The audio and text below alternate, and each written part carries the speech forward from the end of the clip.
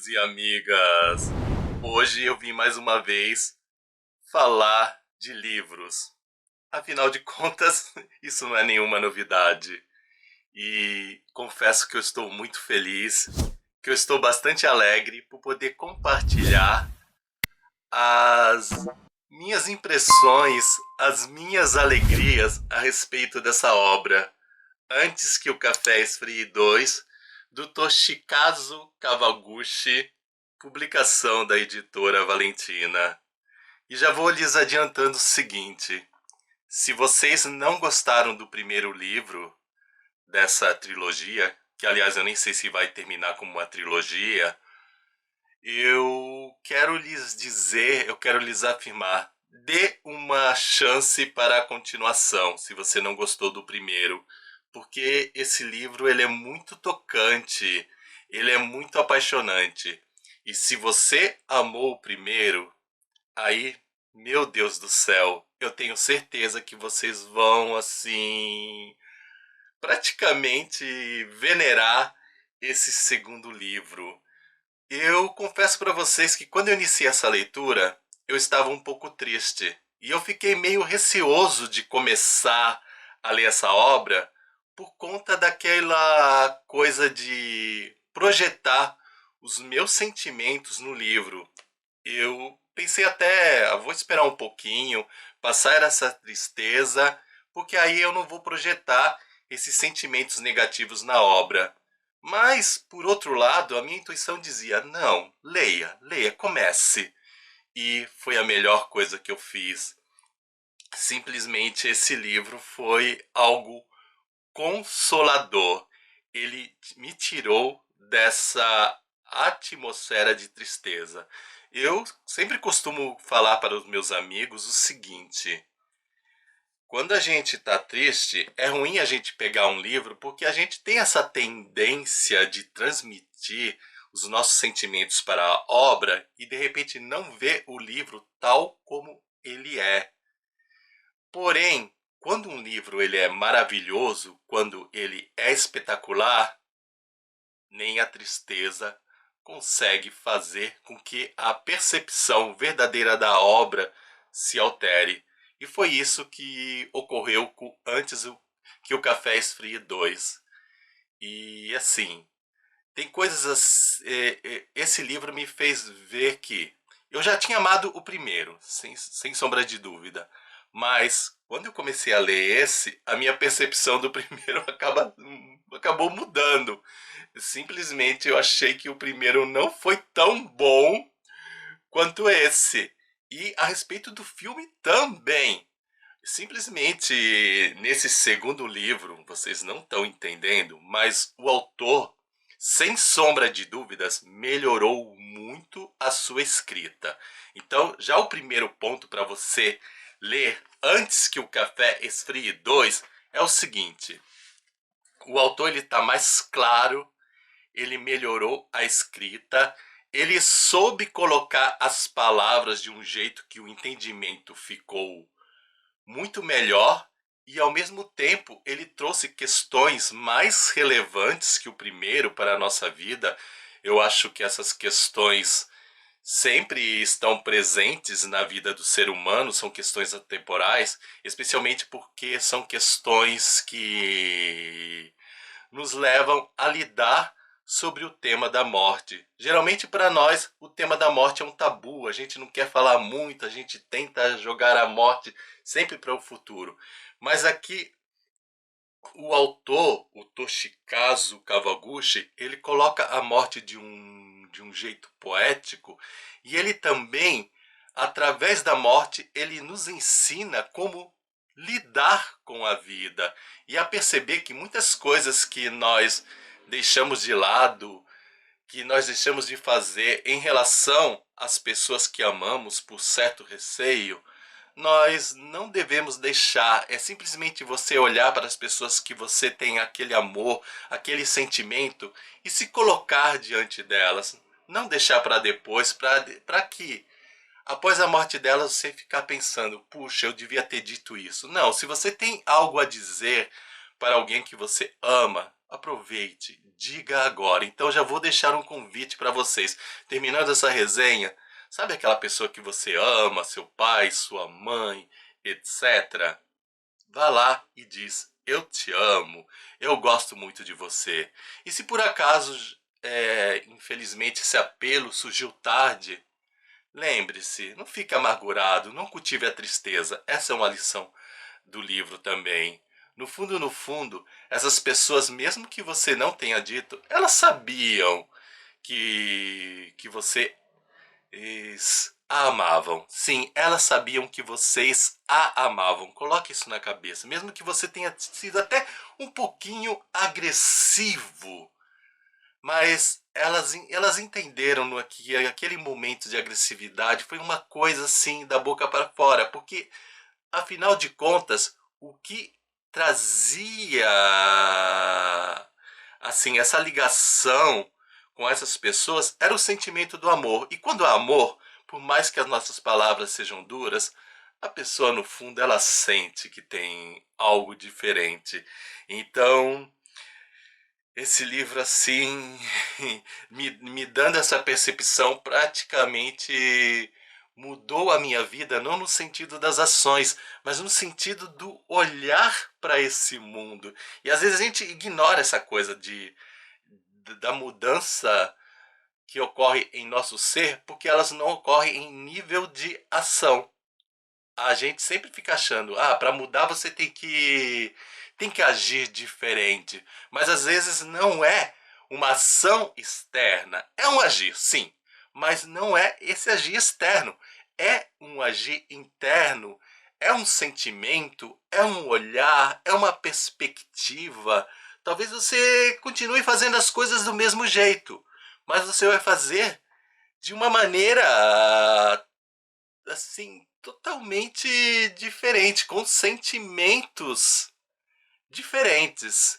Eu acho que eu não fui muito claro com isso. O que eu quis dizer, então eu vou tentar explicar, ser mais didático, é o seguinte: a ação, o jeitinho, as pessoas de fora talvez não percebam, mas você vai sentir que tem algo em você que mudou. Uma alegria, uma esperança, uma força nova, um ar de renovação. É isso, renovado. Você fica renovado. Então, o Toshikazu Kawaguchi, ele foi muito feliz ao mostrar essas 4 histórias, porque o livro ele continua no mesmo esquema. Temos 4 histórias que ocorrem num café.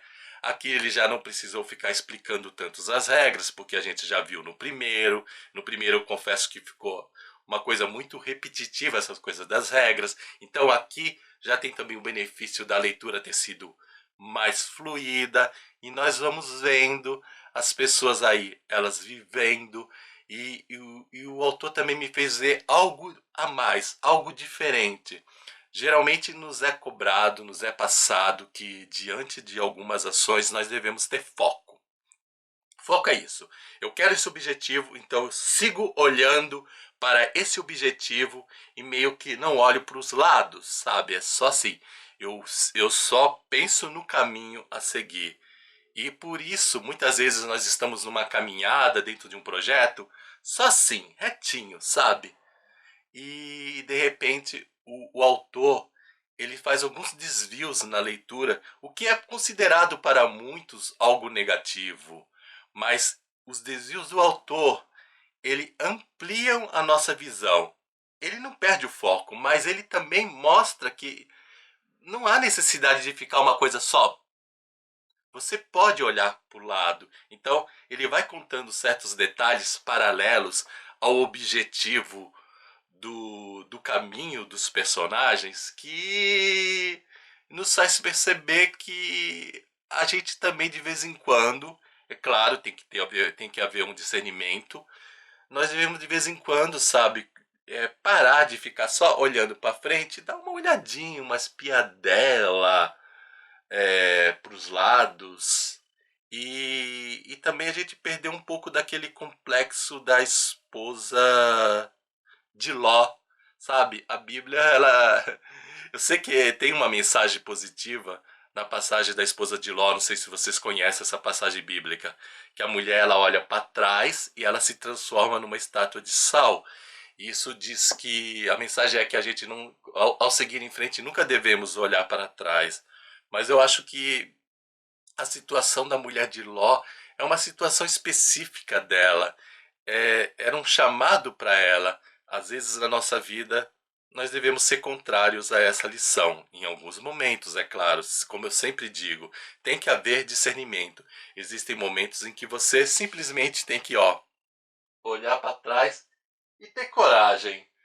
Ter coragem de olhar para trás, porque você não vai virar nenhuma estátua de sal. E na realidade, talvez você, ao não virar uma estátua de sal, você encontre o sal da sua vida, o sabor. Ou seja, você olha para o passado, você olha lá para trás e encontra um sabor novo para seguir em frente. Então, o livro vai mostrando essas coisas por meio das histórias. Eu não quero entrar muito em detalhes sobre as histórias em si, para não dar spoiler, mas eu estou retirando as mensagens, os insights que esse livro me causou. E outra lição assim fantástica, e por isso eu digo que vocês têm que ler, é a maneira do que os japoneses enxergam o mundo. Eu acho que nós brasileiros não temos isso e eu gostaria muito de ter. E embora eu seja um autêntico brasileiro, eu acho que esse aspecto da cultura japonesa eu quero trazer para a minha vivência, eu quero trazer essa mudança. Eu percebo que os japoneses, especialmente por essa leitura, e talvez também por outras referências, eles têm uma maneira assim muito solene de conduzir as suas ações com respeito. Parece que nós brasileiros fazemos as coisas assim um tanto jogada, vai pá pá pá pá pá pá, pá pum. Talvez influência americana, mas os japoneses eles são mais comedidos, eles são mais ritualizados. Então ele faz aquela coisa com uma calma, até o virar do pescoço. É como se tudo fosse um ato religioso, mas veja a religião de uma maneira positiva. Aquela religião que transforma, aquela religião que te renova, aquela religião que te faz realmente ficar ligado a uma força melhor. Mesmo que você não veja essa força de maneira clara, parece que, assim, essa força é tão natural, ela é tão presente, ela é tão, assim, interiorizada, que você vive, você respira, sabe? É o respirar. Você respira, você não está pensando no seu ato da respiração. Quando você começa a pensar na sua respiração, etc., ficar é porque o nariz está entupido, alguma coisa está acontecendo. É tipo calçar o sapato. Se o sapato está confortável, você nem sente que está usando o sapato, mas se o sapato está apertando, você sente. E aqui não, é mostrar que quando suas ações elas são naturais, elas são ritualizadas, elas são feitas assim com um nível de amor, de respeito, elas vão fluindo assim, você vai passando, você vai vivendo com um sentimento de tranquilidade. Ou seja, eu estava numa situação de tristeza, uma situação de aflição, então estava tudo me incomodando. De repente essa leitura ela fez as coisas fez isso. Realmente, o livro me modificou. Acho que é aquele livro que se eu tiver no momento de tristeza, eu pegar um trecho e ler uma parte, eu vou me consolar. Ele vai me fazer me sentir melhor. Existem pessoas que pegam assim momentos de tristeza, colocam uma música suave para esquecer, ou sei lá, ver uma cena, ou ver uma determinada foto. No meu caso, música não funciona muito, porque eu tô um pouquinho traumatizado com música, e quem me acompanha já sabe por que eu tenho esses certos traumas com as músicas, mas esse livro pode ser esse amparo, esse consolo para mim, essa transformação. A outra coisa também bonita desse livro é a questão das estações. Parece que o Brasil ele fica muito voltado na questão da estação do verão, e ao verão, ao calor, é uma coisa um pouquinho maliciosa, sensual. Não que isso seja negativo, mas os japoneses, eles têm uma maneira de estar olhando essa mudança das estações de uma forma mais poética, e especialmente a primavera, com uma coisa de alegria. E esse olhar para a mudança das estações é algo muito significativo. Não é algo que eu consiga expressar por meio das palavras, mas é algo que eu vivenciei, sabe? Até os fatos passados de mudança de estações que eu vivi, primavera, verão, outono, inverno, se bem que eu não sinto muito a presença do outono e da primavera. Parece que o Brasil é movido pelo verão e o inverno. A gente capta muito. Inverno frio, uma coisa que meio que nos oprime, e o verão aquela explosão. Já os japoneses, eles vão percebendo essas mudanças sutis e vão se transformando conforme as estações. É como se as estações elas determinassem maneiras de viver os momentos da vida, e de uma maneira bela, de uma maneira assim um pouco mais sentimental, sem cair no sentimentalismo, naquela breguice, sei lá, uma coisa piegas. É difícil explicar, mas é muito tocante. Mexe com o coração. Enfim, eu falei do filme também, comentei no início aqui que o filme acabou também tendo uma visão diferente depois da leitura desse. É o seguinte, eu tinha lido o primeiro e assisti ao filme também. Então tinha coisas assim no filme que não batia com o livro. Aí eu percebi porque não batia. Simplesmente no filme, que eu também vou deixar o link na descrição desse vídeo, eles, como eu poderia dizer, eles pegaram cena antes do Café Esfrie 2. Eles fizeram uma junção do primeiro e do segundo. Não sei se pegaram elementos do terceiro, porque a gente não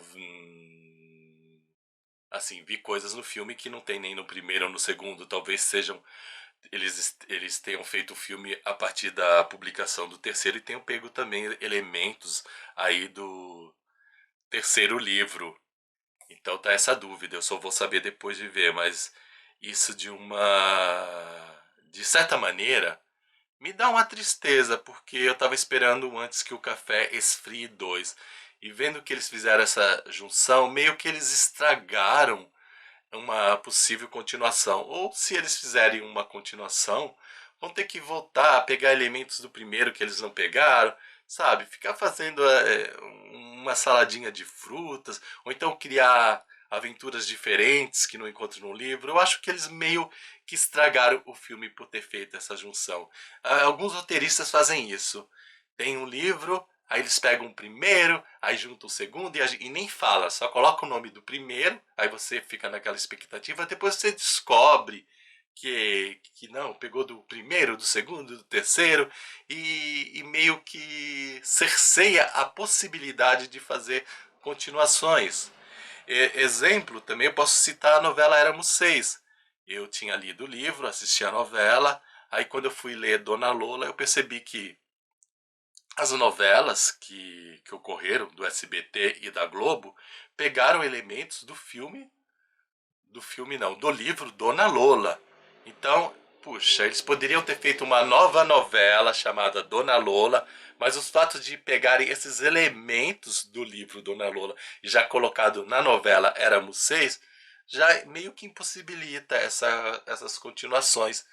E é triste, não entendo por que fazem essas coisas. Parece que é meio pra impedir até outros roteiristas, autores, etc. Sei lá, fazer. Tipo, eu criei o meu trabalho, eu consagrei o meu trabalho, agora fechei a porta, ninguém mais pode falar sobre esse assunto porque eu já fechei a minha história. A não ser que a pessoa comece de novo, sei lá, vamos fazer um novo filme antes que o café esfrie. Aí eu vou pegar certinho o primeiro, depois eu faço um filme antes que o café esfrie 2, fiel ao segundo livro, e assim por diante a coisa continua. Acho que é assim, desse jeito. Enfim, gente, é tudo assim que eu podia falar de forma que não estragasse a surpresa de vocês, eu fiz agora nessa resenha. Então eu encerro por aqui, deixando fortemente a minha recomendação para ler Antes que o Café Esfrie 2. E vou dizer para vocês o seguinte: até se vocês não quiserem ler o primeiro e já começar pelo segundo, funciona. O autor ele fez a coisa de um jeito que é possível você entender esse livro sem ler o primeiro. Até porque a história se passa numa cafeteria, a coisa de voltar no passado, também tem viagem no futuro, que não fala muito. No primeiro e no segundo tem essa viagem para o futuro, trabalha com esse negócio, mas as resenhas geralmente só fala disso, é só viagem para o passado. Não, não é só passado não, gente. Por meio aqui da cafeteria, você pode ir para o futuro também. E é ah, não vou falar nada, sabe? Leia, leia, leia, leia. Aproveita que também tem o link de compra na descrição desse vídeo. E depois vem aqui contar para mim a sua experiência de leitura. Eu estou muito, mas muito ansioso para saber a opinião de quem leu verdadeiramente e apreciou esse bom livro. E é isso, gente. Espero que vocês tenham gostado. E eu já vou correndo para ler o Antes que o Café Esfrie 3. Não se esqueçam de dar o seu joinha, nem que seja por caridade. Afinal, copo d'água e um joinha não se nega para ninguém. Tchau para vocês e até o nosso próximo vídeo. E viva o Japão!